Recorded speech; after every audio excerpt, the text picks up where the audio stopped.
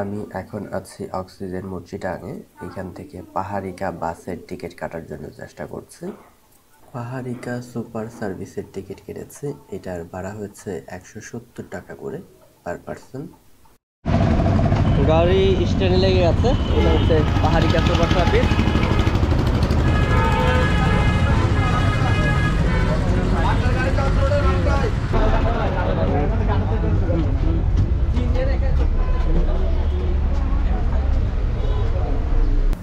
গাড়ি ছাড়ার টাইম ছিল সকাল 8টায়। সকাল 8টায় ছেড়ে দিয়েছে। এখন আমরা চলে যাচ্ছি রাঙামাটিতে।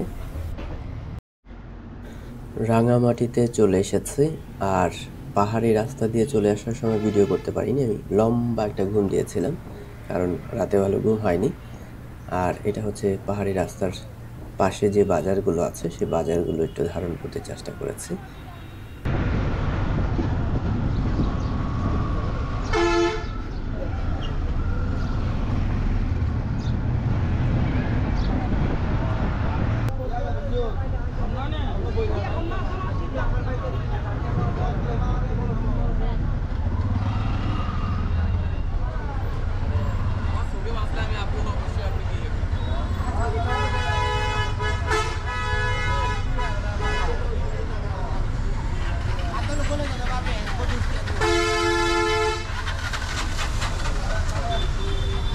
রাঙামাটি পাহাড়ি এবং বাঙালি একসাথে বসবাস করে। প্রচুর বাঙালি এখানে, পাহাড়িদের তুলনায় বাঙালি সংখ্যায় বেশি। লেগের ভিতর দিয়ে গাড়ি যাচ্ছে, তার মানে বোঝাই যাচ্ছে আমি গন্তব্যের খুব কাছাকাছি চলে এসেছি। এটা হচ্ছে কাপ্তাই লেক। কিছুক্ষণের মধ্যেই আমরা নেমে যাব। গন্তব্য এখানে শেষ। এটা হচ্ছে নতুন বাস স্ট্যান্ড, রিজার্ভ বাজার, রাঙামাটি। মূলত এখন একটা ট্রলার ভাড়া করতে হবে। আর যে কটা স্পট আছে সব কটা ট্রলারে ঘুরে দেখা সম্ভব। এখন কাজ হচ্ছে একটা ট্রলার রিজার্ভ করা। যেহেতু আমরা মানুষ আছি 3 জন, একটু ছোট একটা ট্রলার খুঁজে বের করতে হবে। ট্রলার ভাড়া করার জন্য বেশ কিছু ঘাট আছে, যে কোনো একটা ঘাটে গিয়ে ট্রলার ভাড়া করা যাবে। আমরা সিএনজি নিয়ে একটা ঘাটে চলে যাচ্ছি, সেখান থেকে একটা ট্রলার ভাড়া করতে চেষ্টা করব। সামনে হচ্ছে ঘাট, আর এই এরিয়াটা একটা বাজার, খুব বড়সড়ই বাজার। আর এদিক দিয়ে একেবারে সোজা চলে গেলেই এই বুট নেয়ার যে ঘাটটা, লঞ্চ ঘাট, সেটা পেয়ে যাব। ঘাটে চলে এসেছি। সামনের দিকে ঘাট, কিছুটা নিচের দিকে নেমে যেতে হবে।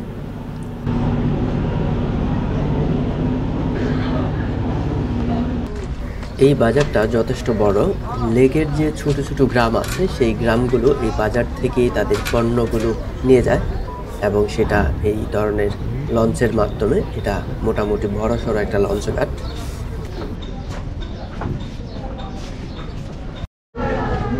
দোতলা একটা বোট ঠিক করা হয়েছে। আমরা 2300 টাকা একটা বোট নিয়ে নিছি। এটা হচ্ছে সিঙ্গেল, একতলা। এটা দিয়ে দোতলার বোটে যাব।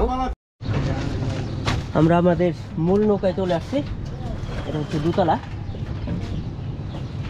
এখানে বসার ব্যবস্থা আছে, সাথে সম্ভবত ওয়াশরুম আছে।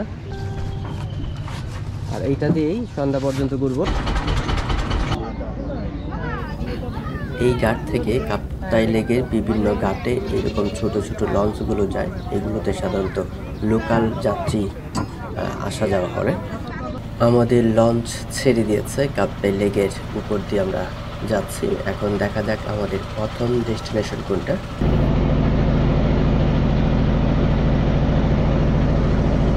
এটা হচ্ছে আমাদের প্রথম ডেস্টিনেশন, কলওয়েল পার্ক। এটা অনেকটা রিসোর্টের মতন। ঝুলন্ত ব্রিজের কাছাকাছি চলে আসলাম। এই সেই ঝুলন্ত ব্রিজ। এখানে প্রচুর বোট আছে, বিভিন্ন জায়গা থেকে বোটে এখানে ঝুলন্ত ব্রিজ দেখার জন্য চলে আসে।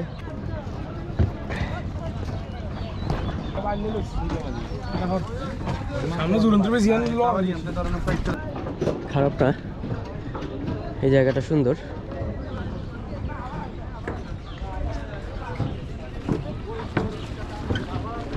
এটা হচ্ছে রাঙামাটির একদম ফ্রেশ আনারস, এক দূর থেকে আরেক বোটে ট্রান্সফার করা হচ্ছে। এটা সম্ভবত শহরের দিকে যাবে। এই নদী পথে এই রাঙামাটির কোনো এক জায়গা থেকে সংগ্রহ করেছে। আমরা ট্রাই করব এই ফ্রেশ আনারস খাওয়ার জন্য। এদিক দিয়ে নেমে যাই। আমি একটু নিচে থেকে আগে আনারস খেয়ে নেই, প্রচণ্ড ক্ষুধা লেগেছে। সাথে ডাব পাওয়া যাচ্ছে, পেঁপে, বেল সবই পাওয়া যাচ্ছে।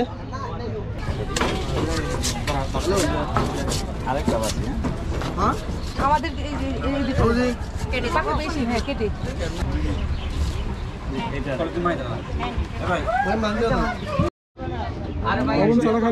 অনেকদিন পরে ফ্রেশ একটা আনারস।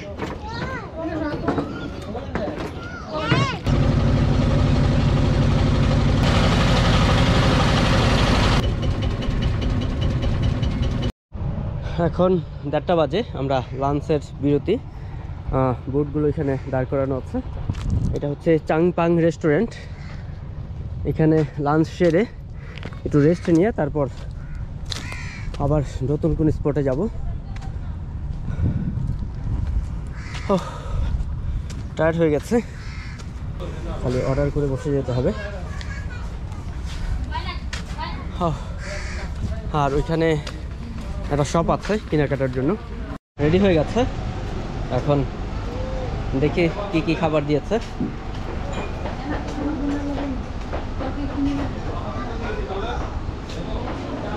ও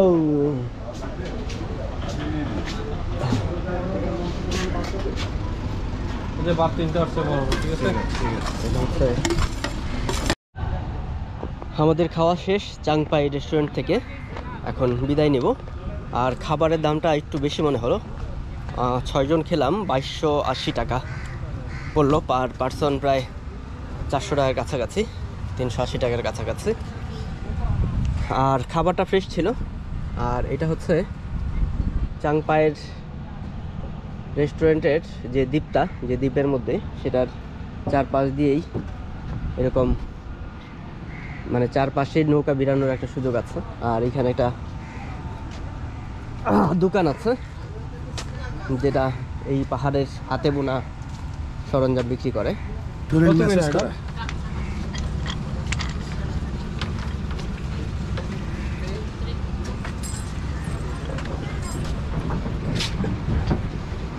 আর এখানে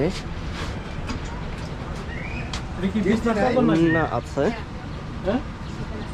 কত একদম কোন মিনিমাম প্রাইস? একদম 550।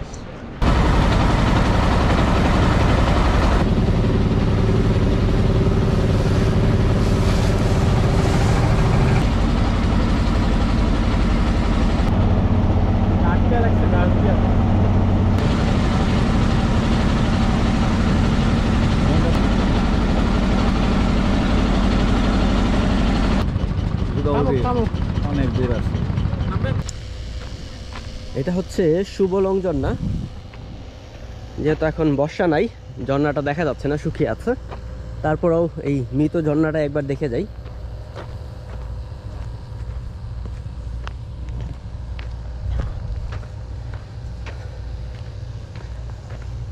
আর টিকিট কাউন্টার,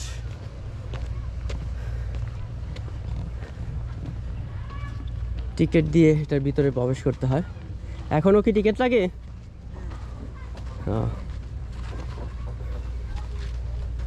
এখানে ডাব দেখা যাচ্ছে, ছোট ছোট ডাব। আর টিকিটের মূল্য হচ্ছে 20 টাকা। এখন আছি জুম পাহাড়ে। এটা হচ্ছে বোট, এদিক দিয়ে উঠে যাব। এখানে জুম চাষ হয়। আর দেখা যাক ভিতরে গিয়ে কি কি দেখা যায়। এখানে বেশ কিছু দোকান আছে। আনারস, আনারস খান, আনারস, আনারস, মিষ্টি আনারস।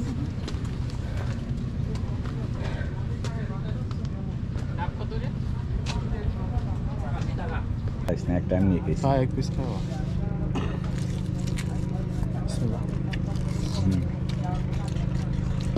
বাইরে থেকে না খাই না, আমি খাইছি, আমি খাইছি। এটা হচ্ছে আদিবাসী গ্রাম। এই আদিবাসী গ্রামে উঠে যাব। আর এখানে ছোট করে একটা ঘাট করা আছে, গোসলের ব্যবস্থা করা আছে, একটা টিম গোসল করবে। আর আদিবাসী গ্রামে সম্ভবত ওই কাপড় যে বুনে, কাপড় বোনার কিছু হয়তো তাঁত শিল্প এরকম কিছু দেখতে পারবো। আর এটা হচ্ছে ধান, ধানটা খারাপ না, এটা মনে হচ্ছে খুব ভালো ফলন আসবে। আর এখানে কিছু খাবারের দোকান আছে। এটা হচ্ছে স্বাগতম পাহাড়ি আদিবাসী গ্রাম।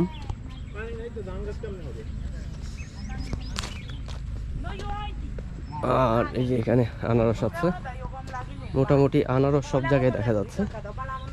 এই জায়গাটায় আনারস হয় ভালো।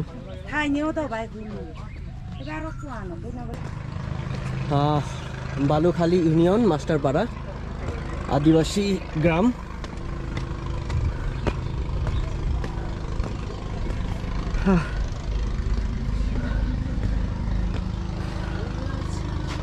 এখানে একটা দোকান, দোকানটা পরিত্যক্ত অবস্থায় পড়ে আছে।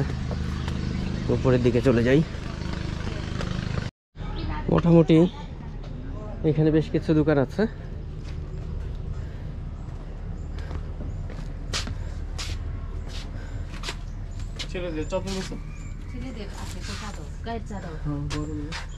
একবারে খোলামেলা সুন্দর পরিবেশ। গামছা আছে এখানে।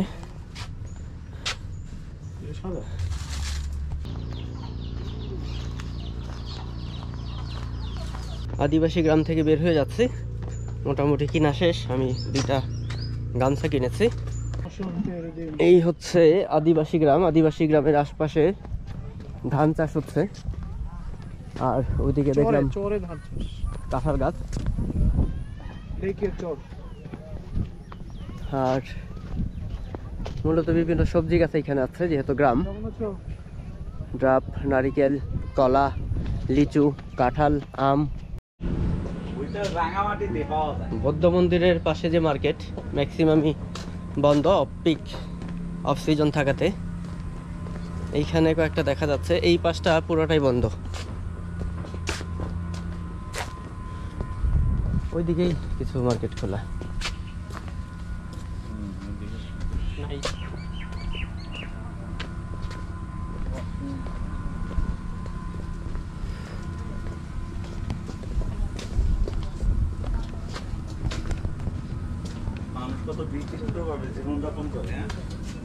আর এইখানে যে এই জিনিসগুলো পাওয়া যাচ্ছে সেটা রাঙামাটি সদরে পাওয়া যাবে। সদর থেকেও কেনা যায়, এখান থেকেও কেনা যায়। পিক টাইম কোন সময়, মানে পিক সিজন কখন? লোকজন আসে কখন? লোকজন বেশি লোকজন শীতকালে আর কি। শীতকালে, বর্ষাকালে না। বর্ষার সময় কম, বর্ষার সময় হয় ওই ঝর্ণা সাইডে আছে। গরমকালে? গরমকালে মানে এখন তো কম হয়। এই 2-3 দিন আগে কিন্তু অনেক লোকজন, হাজার হাজার লোকজন হয়েছে। যখন রাতে দোকান বন্ধ করেন সব নিয়ে যান না, এখানে থাকে। এখানে থাকে পাহারা দেয় কেউ? পাহারা দেয় না আমরা, আমি এমনি থাকে। আপনি থাকেন না এখানে? না, কেউ থাকে না। ও, এটা এখানে এইখানে উপরে কি গ্রাম আছে পাহাড়ের? ওই পাশে তাই, এটা শুধু মন্দির। এটা শুধু মন্দির? লোকজন আসে মন্দিরের এদিকে? এর ভিতরে কি আছে? হুক্কা? হ্যাঁ, তামুক দিচ্ছেন নাকি? হ্যাঁ, কোন দেশি তামুক? পাহাড়ি তামুক? এই যে এখানে থাম ও, টানবেন না ভাই, কি আপনারা সিগারেট খান না? না আমি খাই না।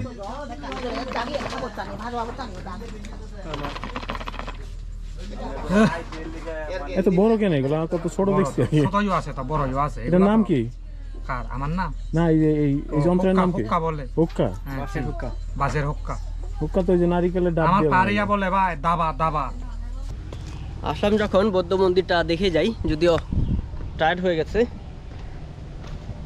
সারাদিন, সেই সকাল থেকে জার্নি করতে করতে একেবারেই ক্লান্ত। এই হচ্ছে বৌদ্ধ মন্দির। মন্দিরের এই ভাস্কর্যটা যথেষ্ট বড়, দূর থেকে আসলে বোঝা যায় না। হাতে একটা পাত্র নিয়ে দাঁড়িয়ে আছে। অনেকটা ঘুরে ঘুরে আসছিলাম, এখন আমি শর্টকাট বের হয়ে যাচ্ছি। এখানে আগুন লাগিয়ে জঙ্গলটা পরিষ্কার করা হয়েছে।